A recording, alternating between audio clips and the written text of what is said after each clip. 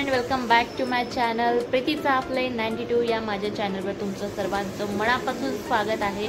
आणि आज काहीतरी करूयात घराची साफसफाई। सो आज मी बघते कूलरला हाती घेतला आहे कारण 2 महिने झाले मी कंटिन्यू चॅनलवर काम करत होते। सो इतकं कंटिन्यू काम केलं आहे मी की चॅनल मोनेटाईज होऊनच श्वास घेतलेला आहे। सो 2 महिन्यामध्ये घरातले भरपूर कामं थोडेसे पेंडिंग पडलेले आहेत। म्हटलं इट्स ओके, होत राहील थोडेसे, पण कुठलं तरी एक काम पूर्ण करून टाकूया। सो चॅनल मोनेटाईज करून घेतलेलं आहे आणि आता जरा घराकडे लक्ष देते। सो मार्चमध्ये कूलरला थोडंसं साफसूफ करून लावला होता तो, त्यानंतर आता कूलरला खूप सारी डस्ट जमलेली आहे आणि आज ती क्लीन करायची आहे। सो मी आज कूलरची डस्ट क्लीन करणार आहे आणि तुमच्याशी पण शेअर करणार आहे मला। सो बघूया दादा निहारिकाची किती हेल्प होते किंवा निहारिका किती काम करू देते मला। सो त्याच्यावर पण डिपेंड आहे, बट नक्कीच आजच्या तारखेत कूलर क्लीन करूनच ठेवेल। सो नक्की ब्लॉग शेवटपर्यंत नक्की बघा। छोटूशा आहे पण कामाचं आहे तुमचं। मी कशा प्रकारे क्लीन करते ते नक्की बघा आणि तुमच्याकडे न्यू आयडिया असेल तर मला नक्की सांगा की मला हेल्पफुल ठरेल कामं पटापट होण्यासाठी। सो नक्कीच तुम्ही पण तुमची ॲडवाईस द्या, माझी पण ॲडवाईस यूज करा आणि लागून राहा, बने राहा चॅनलवर आणि व्हिडिओ बघत राहा। चला तर कूलर साफ करूया। सो फायनली हा आहे तो कूलर ज्याला मला साफ करायचा आहे। तुम्ही याच्यावर धूळ बघू शकता, किती सारी धूळ जमलेली आहे आणि ही सर्व धूळ आजच्या तारखेत मला काढायची आहे आतमध्ये। सो आज करते मी या कूलरची साफसफाई कारण यामध्ये इतकं धूळ जमलं आहे की सांगू शकत नाही आहे। आणि कूलरचं काम पण संपलेलं आहे, आता पावसाळा सुरू झालेला आहे। पुण्यामध्ये बऱ्यापैकी पाऊस पडायला लागलेला आहे। सो या कूलरला एकदा क्लीन करून घेते जेणेकरून कधीही ठेवून द्यायचं काम पडलं तर इझिली ठेवता आलं पाहिजे। सो आणि खूप सारी डस्ट पण भरलेली आहे याच्यामध्ये कारण तो मार्चपासून चालतोय। मार्च नंतर मी आणखी एकदा याला क्लीन केलेलं होतं, बट या 2 महिन्यांमध्ये मी त्याला बिलकुलही क्लीन केली नाही आहे। सो त्याची डेंजर अवस्था झालेली आहे। सो मी आज त्याला क्लीन करते आहे, टोटली क्लीन।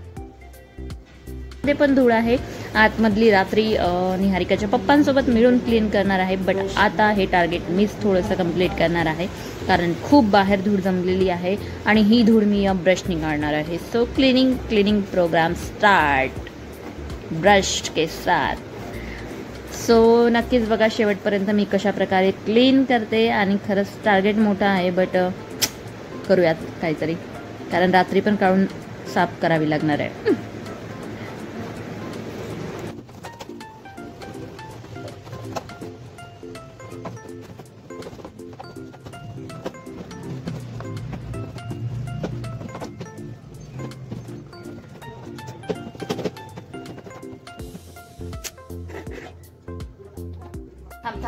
थांब नको नको नको।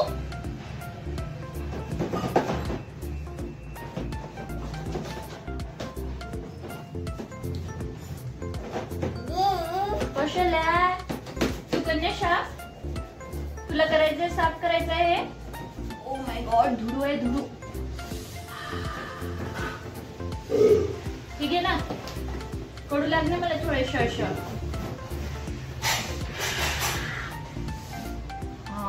ये बात, वाह वाह वाह, clap clap clap clap clap clap झालं।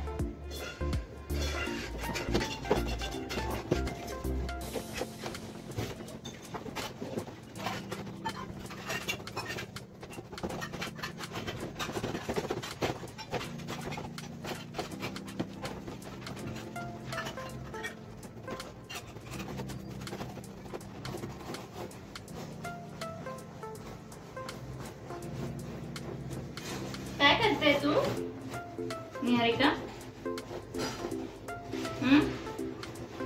चपातीच संपायची आहे तुझ्या? किती बनल्या?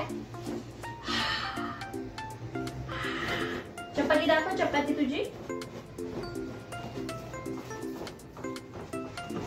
हे मला एंटरटेन होतं। म्हणे डान्स करून दाखवला ना तो? हो, डान्स करून दाखवला ना? हो।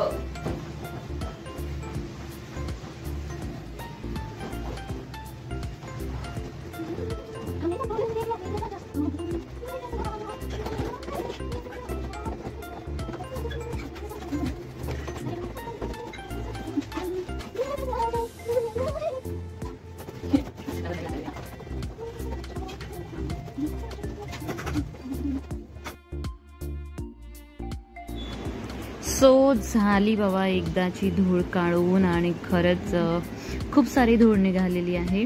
बघू शकता तुम्ही खाली बघा किती सारी धूळ पडलेली आहे. आणि ही वरच्या साईडची आणखी बाकी आहे. जी खालची साईड असते ना ही वरच्या साईडची आहे, खालच्या साईडची आणखी बाकी आहे. सो एवढी सगळी धूळ जमलेली होती बघा.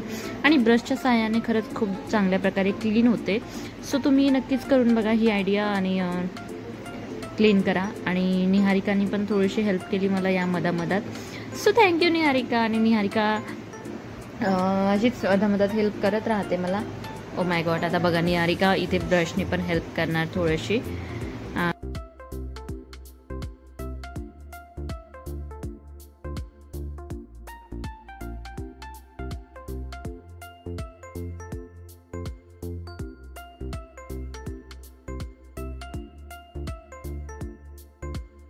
अशा प्रकारे या कूलरची तर साफसफाई झालेलीच होती. बट आणखी माझ्या बेडरूममध्ये आणखी एक कूलर होता जो की फक्त लावला, त्यानंतर 2 दिवस चालला, त्यानंतर तो बंद पडला आणि पूर्णतः महिनाभर पडून राहिला बिचाऱ्याला.